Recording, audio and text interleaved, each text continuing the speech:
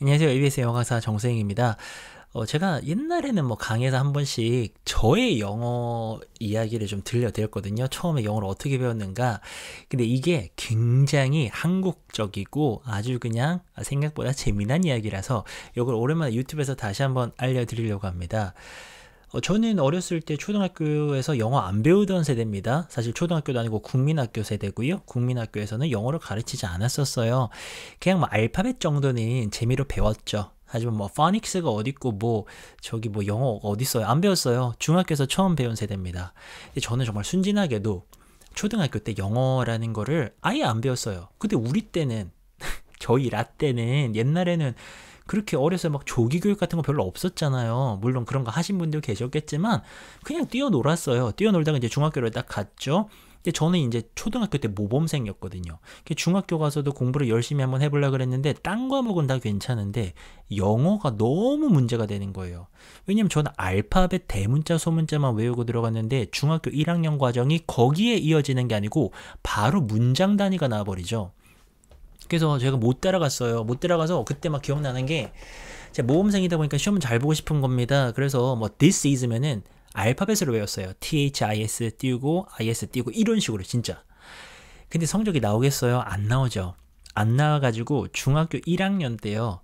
이제 그때는 아버지께서 굉장히 바쁘게 일하실 때여가지고 집에 그렇게 많이 못 오셨었거든요. 근데 집에 오셔가지고 저의 성적표를 딱 보시더니 영어 성적이 형편없으니까 이거는 특단의 조치가 필요하다. 그래가지고 딱 한 달 동안에 특훈에 들어갔거든요. 근데 놀랍게도 저는 그 특훈 덕분에 사실 지금 영어를 가르치고 있는 것 같아요. 한 달 있다가 무슨 일이 벌어졌냐면은 중학교에서 더 이상 영어를 배울 게 없었어요.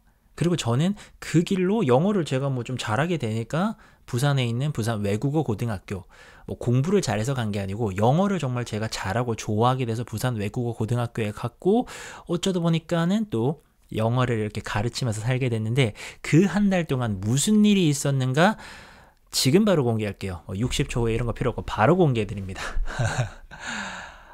근데 이거는 섣불리 따라 하시면 안 되는 방법이고요. 빨리 말씀드릴게요. 제가 뭐 했냐면은 아버지께서 중3 교과서를 가지고 오시더라고요. 중1이었는데 그때 여름방학으로 기억하거든요. 중3 영어 교과서를 가지고 오셨고요. 12과 본문부터 해석을 저한테 시키셨어요. 근데 그냥 해석이 아니고 읽고 해석하라고. 자, 이게 지금 말이 안 되는 상황이에요. 중1 때 제가 알파벳밖에 몰랐어요. this is도 몰라가지고 THIS로 외우고 있는 아이에게 중3 그때 아마 12과였을 겁니다. 제 지약사 교과서로 기억도 막 나는데 되게 그때 옛날에는 책이 막 작고 아담했었거든요. 컬러 이런 것도 아니었습니다. 흑백이었습니다. 근데 중3 교과서 영어 교과서 12과 본문부터 읽고 해석 그게 저에게 주어진 미션이었어요. 그래서 아버지랑 저랑 좁은 방에서요. 요만한 밥상에 딱 앉아가지고요. 제가 읽고 해석을 합니다. 그러다가 잘못 읽거나 발음을 잘못 읽을 수 있잖아요. 잘못 읽거나 해석이 틀린다. 그럼 바로 아버지가 꿀밤을 꿍 하고 때리셨어요.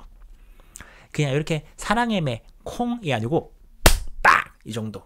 제 머리 맞으면 진짜 막 꿍 하고 막 울릴 정도로.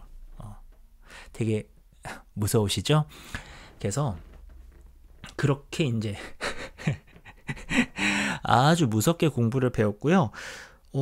근데 진짜 참 뭐 그게 팔자라면 팔자인데 제가 도망을 가지 않았습니다. 그게 얼마나 많이 맞았겠어요. 아니 알파벳밖에 모르는 애가 중3 교과서를 그걸 어떻게 해석을 합니까? 근데 너무 아프게 맞았고 그게 너무 무서워가지고요. 이제 매일 아침 9시에 이렇게 공부를 했거든요. 그러니까 수업 끝내고 나서 다음날 9시까지 정말 진짜 막 열심히 할 수밖에 없었어. 왜냐면 맞을 생각을 하니까 벌써 막 머리가 아파오면서 막 열심히 공부했죠. 그래서 이제 얼마나 힘들었겠어요. 발음도 공부를 해야 되죠. 발음 기호 바탕으로 발음도 공부를 해야 되죠. 해석도 해봐야 되죠. 뭐 지금처럼 인터넷 같은 게 있던 시절도 아니에요.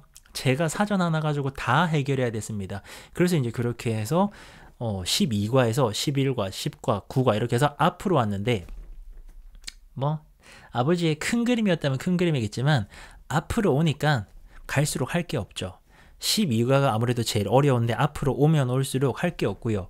그렇게 해서 제가 이제 한 달 동안에 12과부터 1과까지의 중상 교과서를 모두 읽고 해석할 수 있게 되었고 그리고 이제 아버지가 필요한 문법은 설명을 해주셨어요. 그때 이제 뭐 투부정사나 이런 것들 어렵잖아요. 그래서 이제 이런 건 이렇게 해석하는 거다라고 아버지가 강의를 중간중간에 해주셨죠. 엄청 많이 맞았어요. 진짜로. 그래가지고는 막 이제 막 애 잡는다고 막 밖에서 막 어머니가 막 이렇게 막 들어오시려고 하는데 막 아버지가 안 된다 이러시고 막 진짜 뭐 그때는 그랬었습니다. 그 이제 놀라운 일이 그다음부터 벌어지죠. 두드려 맞으면서 영어를 공부를 하고 나니까 1학년 2학기 때 중학교 1학년 2학기 때 학교를 갔는데 배울 게 없는 거예요. 왜냐? 저는 중3 교과서를 이게 선행인가 그러고 보면 글쎄요. 영어에서는 저는 크게 뭐 이런 선행의 개념이 없다고 보거든요. 단어 조금 더 외우고 조금 더 해석해 보면은 그게 이제 더 높은 난이도를 하는 거기 때문에 그러니까 중학교 1학년 때 이제 가니까 할 게 없는 거예요. 배울 게 없는 거예요. 그래서 저 2학기 때부터 바로 무슨 교내 대회들 막 나가고 영어 대회들 나가고 이제 그러면서 어떻게 해요? 잘하니까 재밌잖아요. 그래서 이제 더 열심히 공부하게 되고 이러면서 부산에서 외국어 고등학교도 혹시 여기 가면 영어를 조금 더 가르쳐 줄까 해서 진학을 하게 되었답니다. 그리고 어쩌면 그때부터 시작해가지고 저는 이 진로도 이렇게 결정이 됐는지도 몰라요.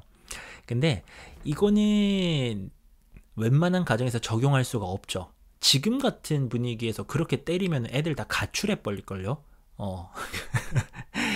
지금 적용할 수 없는데 제가 이 에피소드는 왜 제가 참 간직을 하고 있냐면은 이거는 제가 한 달 만에 정말 드라마틱하게 말도 안 되게 영어를 이제 잘하게 됐기 때문에 지금도 어떤 계기만 있으면은 누구나 영어를 잘할 수 있다라고 저는 생각을 해요.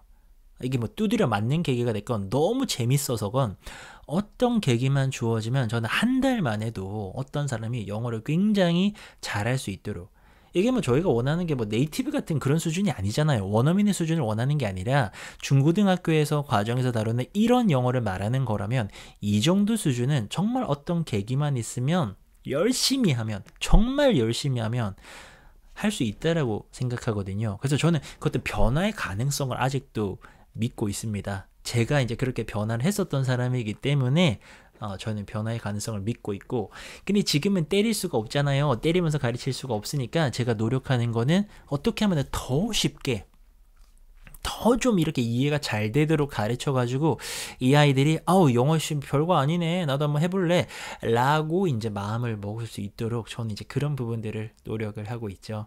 네, 혹시나 지나가면서 저희 아빠와의 에피소드 궁금하셨던 분들의 궁금증이 해결되셨기를 바라고요. 네, 전 앞으로 더 재밌게 좀 편안하게 여러분들 영어 배우실 수 있도록 더 노력하도록 하겠습니다. 오늘도 들어주셔서 감사합니다.